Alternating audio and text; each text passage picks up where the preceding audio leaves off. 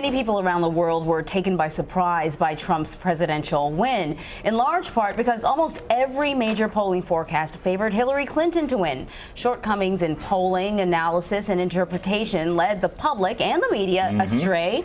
But Donald Trump's campaign hired a London-based analytics company, and that company got it right. Matt Oczkowski was part of that team at Cambridge Analytica, and he is here with us now. Hey, man, good to see you. Thanks for having me. So congratulations, first of all. Appreciate it. Because you did something that a lot of people who get paid a lot of money to do were not able to see and do, which is you got this right.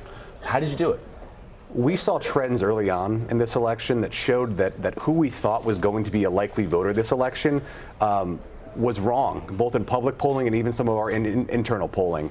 Most of the data we use to figure out who a likely voter is based on vote history. So if you look at Mitt Romney in 2012 or John McCain in 2008, you would assume that similar turnout for Republican would happen. The difference is Donald Trump is anything but a typical Republican, so the electorate just looks far different. Once we started to see ballots come in, absentee ballots and early voting, we noticed three major demographic shifts that were happening.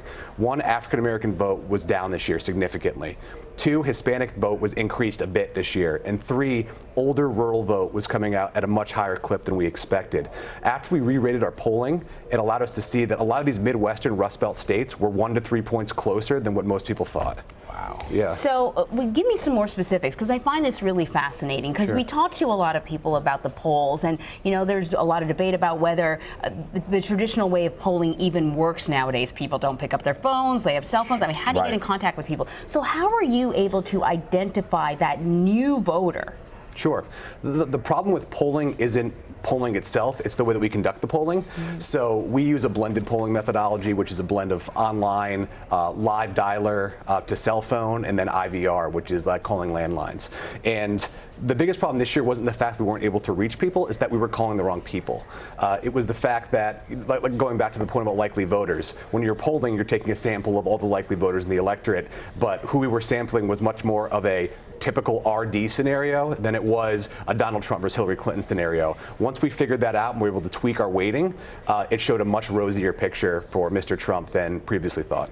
You know what's interesting is that leading up to Election Day, we had Republican strategists here, we had Democratic strategists here, and I asked the question, Donald Trump on the campaign trail keeps telling his supporters and the media that there are people that are going to turn up and vote for him. People that have not been traditionally polled. And I asked strategist after strategist, could he be right? And everybody said, nah, he's not right, because the numbers are not showing that. And I was like, well, what numbers are you using that he's using? And clearly those folks came out and they supported him. And I wonder if you saw that it was because of the movement that he launched, or because they liked what he was saying, or a combination of both. And just to follow up to that is, those crowds we were seeing at those stadiums, did that have anything to do with it? So I'm not a pundit, I'm a data guy, and what you're saying is reinforced by data. We saw this disenfranchised vote, particularly in rural areas, come out in droves this election. There were a few things we knew about Trump voters and how they differed from typical Republican voters, and one of them is they were even more rural than we expected them to be.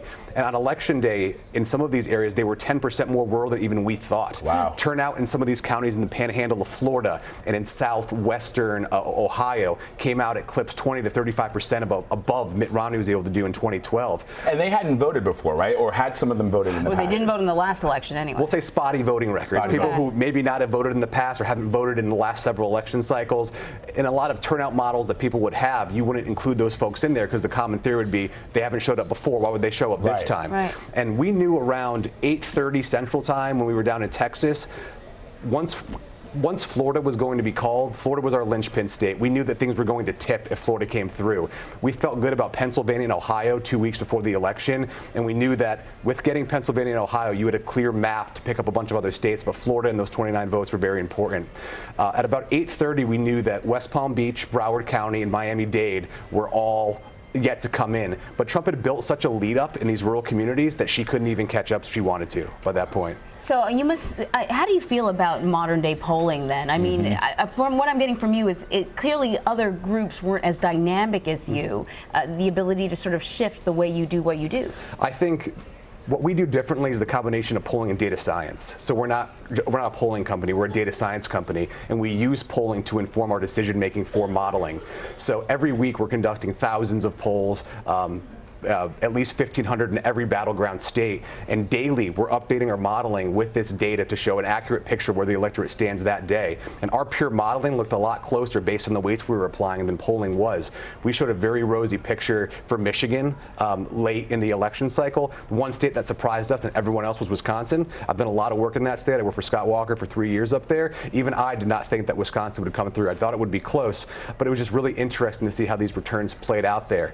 Polling is not dead. Polling is very important, but it's the methods in which we conduct polling that'll be interesting to track over the next few years. So in 2008, Nate Silver became sort of the media darling of polling. Totally. He was actually closer than a lot of other polls in his odds of Hillary Clinton versus Donald Trump becoming the next president of the United States. But do you sense that that's going to be you, and people are going to have their eyes on you over the next 4 years? Yeah, business must be pretty good right now. I don't know about that. I have a lot of respect for Nate, and I think throughout the election, I would tell people that we tracked pretty closely with Nate for most of it. We were giving probabilities of victory. Nate gave some really important caveats leading up to the election. He got into a little tiff with a HuffPo with reporter. The HuffPo guy, Ryan Grimm, right.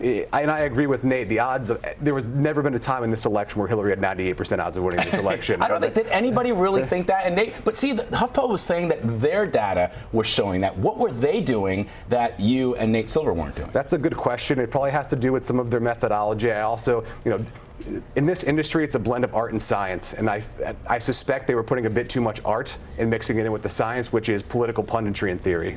And let me ask you a quick question, because in our notes, it says that the debates were a turning point for Donald Trump. A lot of people felt that he didn't do well in the debates. What did your data show? So, every debate told a different story. After the first debate, we saw a general decline in numbers for a number of reasons. But after the third debate is when we really saw the start of the uptick in the trend. That, combined with the FBI investigation reopening on the emails, really brought him to a level where it was getting close. So when Nate, go back to Nate, when he had him at 30%, we were climbing in the same trajectory that he was. And I'm not going to sit here today and say, like, oh, we knew exactly how this was going to unfold, but we knew it became probable, and we knew these trends could put these states in the right direction. And that's why we weren't probably as surprised as some other people when these things came through. So it made for a very interesting election night. Yeah, we got to leave it here, but I just one last quick question. Sure. We talked to some Trump people the day of the election, and they were a little cautious, not as optimistic. Were you optimistic? As a data guy, I'm always cautiously optimistic, just because you got to let the numbers speak for themselves. I'd say after Florida happened, I became very optimistic about the outcome of the election, but it was certainly an exciting time. Awesome. Matt Oczkowski, thank you so much for stopping by. Thank you for having me. Well done. Congratulations. Thank you.